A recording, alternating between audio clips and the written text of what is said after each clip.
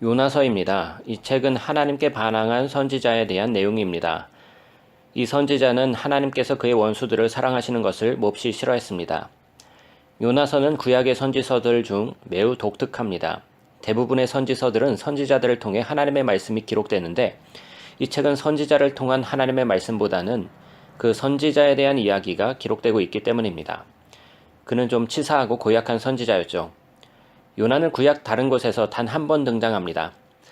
북이스라엘의 악한 왕이었던 여로보암 2세가 통치할 때 요나는 왕의 편을 들어 예언했습니다.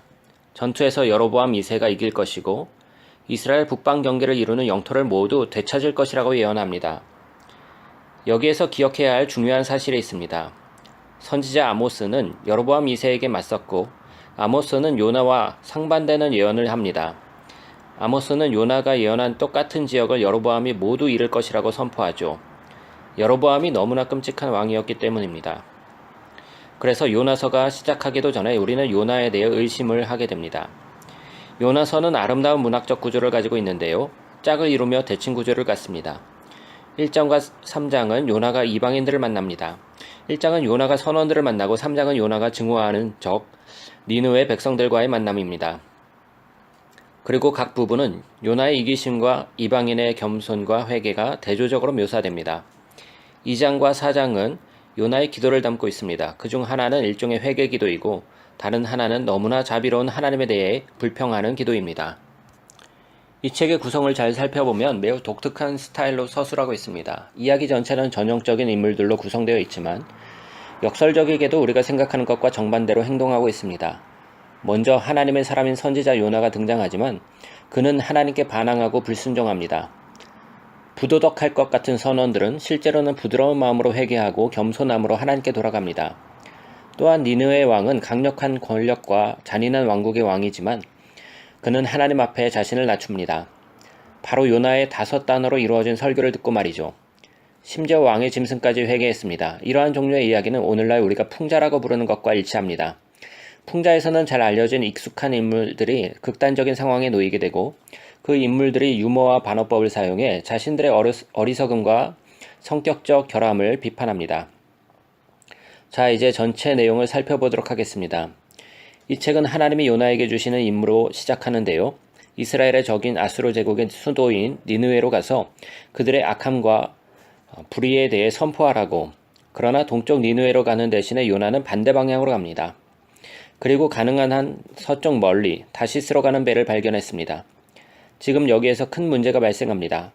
왜 요나가 도망쳤을까요? 요나는 두려웠을까요? 그는 그저 니느웨가 싫었던 것일까요? 아직까지는 그 이유에 대한 설명을 찾을 수가 없습니다. 어쨌든 하나님의 사람이 하나님께로부터 도망하려고 하고 있습니다. 그는 이방 선원들이 가득 찬 배에 올라타고 배 밑층으로 내려가 잠들었습니다. 그때 하나님은 거대한 폭풍을 보내셔서 하나님의 선지자를 깨우십니다. 그런데 아이러니하게도 배 위의 선원들은 일어나고 있는 모든 일에 분별력이 있어 이 일이 신의 영역에 속한 것임을 깨달았습니다. 그들은 제비를 뽑았고 요나가 뽑혔습니다. 요나에게 어찌된 일인지 설명할 것을 요구하죠. 요나는 주문 외우듯 여러 말을 쏟아내며 나는 히브리 사람이요 바다와 육지를 지으신 하늘의 하나님 여호와를 경외하는 자입니다. 라고 말합니다. 이것이 얼마나 웃긴 말입니까? 하나님은 분명 바다와 육지를 만드셨죠. 정말 맞는 말이죠. 그렇다면 이러한 하나님으로부터 배를 타고 도망할 만큼 요나는 멍청한 것일까요? 선원들이 요나에게 그들이 어떻게 해야 할지 물었을 때 나를 바닷속에 던져 죽이시오 라고 말합니다. 이 말은 처음에는 다소 멋져 보이지만 우리는 곧 이것이 요나의 이기적 동기였음을 알게 됩니다. 니느웨로 가는 것을 피할 수 있는 더 나은 방법이 과연 있을까요? 그는 그의 피를 이 죄 없는 선원들의 손에 묻히게 해서 결국 그들이 요나를 죽이도록 시켰던 것입니다. 물론 선원들은 죽이기를 꺼렸지만 요나를 결국 바다에 던지고 하나님께 회개합니다. 이내 폭풍은 잠잠해지고 그들은 이스라엘의 하나님을 두려워하게 되죠. 요나와 다르게 선원들은 진정으로 하나님을 경배하게 되었습니다. 하나님은 니느웨로 가지 않으려는 요나의 계획을 좌절시키는 것입니다. 요나가 바다로 가라앉을 때 하나님은 그를 위해 바닷속 무덤 같은 다소 이상한 것을 준비하십니다. 바로 큰 물고기의 뱃속이었습니다. 자, 이 일이 정상적인 상황이라면 틀림없이 요나는 죽었을 것입니다. 하지만 이 이야기에서 모든 것은 역전됩니다. 요나의 바다 밑 죽음은 요나가 생명을 다시 얻는 통로가 되죠. 물고기 배에 갇혀서 요나는 하나님께 기도합니다. 엄밀히 따지면 하나님께 잘못을 시인하지 않았지만 그는 하나님이 자신을 버리지 않으셨음에 감사를 드립니다. 요나는 이제 어떤 상황이라 하더라도 하나님께 순종할 것을 서원합니다. 여기에서 하나님의 반응이 참 재미있으신데요. 고래가 요나를 땅으로 토해내도록 하셨던 것입니다. 그래서 다시 한번 하나님은 요나에게 니느웨로 가서 외치라고 사명을 주시고 요나는 순종합니다. 니느웨가 꽤 거대한 도시여서 다 돌아보려면 걸어서 며칠이 걸리는 도시입니다. 요나는 도착한 첫날에 이런 메시지를 전합니다. 40일 후에 니느웨는 전복될 것이다. 히브리어로는 5개의 단어인데요. 그의 메시지는 간단하지만 다소 이상합니다. 무엇이 빠졌는지 살펴보면 니느웨 백성들이 무엇을 잘못했는지 또 어떤 반응을 해야 하는지 누가 그들을 무너뜨릴 것인지에 대한 설명이 없습니다. 가장 눈에 띄는 것은 하나님에 대한 언급이 없었다는 것입니다. 이게 도대체 어떻게 된 일일까요? 요나는 의도적으로 최소한의 정보만 제공하고 있는 것일까요?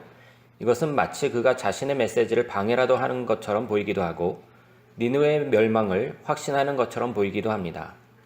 책의 이 부분에서 어떤 답도 주지 않지만 그의 동기가 무엇이든 간에 그의 계획은 제대로 실행되지 않습니다.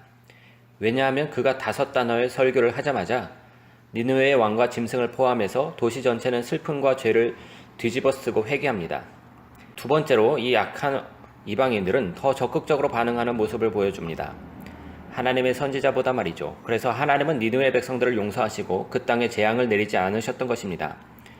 이 부분이 정말 빛나는 스토리인데요. 요나의 짧은 설교의 마지막 단어는 전복시키다인데 이것은 뒤집다라는 뜻이기도 합니다.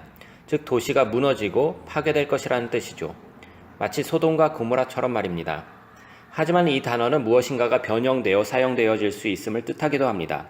즉 뒤바뀌어서 정반대로 역전되는 것을 말하죠. 그래서 정말 흥미롭게도 요나의 예언은 진짜로 실현되었습니다. 요나가 의도한 대로는 아니었지만요. 요나의 적인 니느웨 백성들이 회개하고 하나님의 자비를 구할 때 니느웨는 정말 뒤집어지게 됩니다. 마지막 장은 이 모든 것이 합쳐져 있습니다. 요나는 약이 올라 미칠 것 같아서 하나님께 두 번째 기도를 올립니다. 그는 1장에서 자신이 도망갔었던 이유를 이제 하나님께 말합니다. 두려워서 도망갔던 것이 아니었고 그는 하나님이 너무나 자비로우신 분임을 알았기 때문이라고 말합니다. 정말 놀란 것은 요나는 출애굽기에서 하나님이 자신을 설명하는 부분을 그대로 언급했다는 것입니다.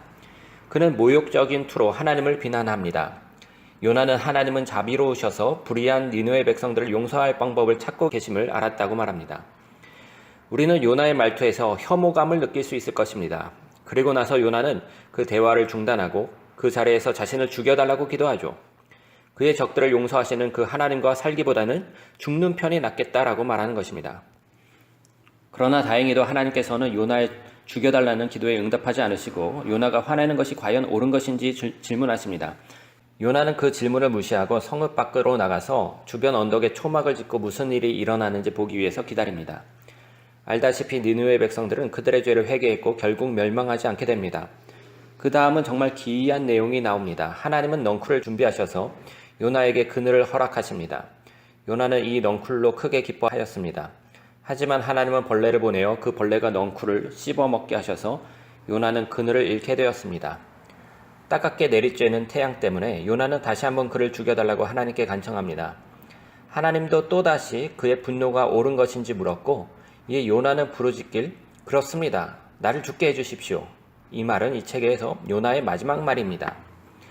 하나님의 마지막 말씀으로 이 책은 끝이 나는데요. 하나님은 이 넝쿨 사건이 요나에게 전달하시려는 하나님의 메시지였다고 말씀하십니다. 요나는 이 넝쿨을 아끼고 즐거워했죠. 단지 하루 동안 즐겼을 뿐인데 말이죠. 하나님은 요나에게 사람이 넝쿨보다 더 귀하지 아니하냐 물으십니다. 다시 말하면 이렇게 이해할 수 있지 않을까요? 하나님께서 요나가 넝쿨로 인해 느꼈던 같은 감정으로 니느웨를 바라보고 아끼셨다는 것이죠. 좌우를 분별하지 못하는 수많은 백성들과 가축들로 가득한 큰 성읍 니느웨를 말입니다. 이 책은 하나님께서 요나에게 원수에게도 자비를 베풀 것을 말씀하시면서 끝맺고 있습니다. 요나의 답은 무엇일까요? 이 책은 알려주지 않습니다. 그것이 핵심이 아니니까요. 핵심은 사실 이 책을 통해 여러분에게 질문합니다. 하나님께서 실제로 여러분에게 물으십니다. 하나님이 우리의 원수까지 사랑하신다는 사실을 우리가 받아들일 수 있느냐는 것이죠. 이 책은 책을 읽고 있는 사람에게 거울을 비추어 주는 것 같습니다. 요나서에서 우리는 우리의 악함이 점점 커져가는 것을 보지만 하나님이 그의 원수까지도 사랑하시는 것에 대해 결국에는 감사해야 하고 우리 안에 있는 요나 같은 모습을 이겨내야 한다는 것입니다. 이 이상한 이야기는 복음에 대한 메시지가 됩니다. 즉 하나님의 크신 자비하심으로 우리에게도 원수까지 사랑하도록 말씀하고 있습니다. 이것이 바로 요나서입니다.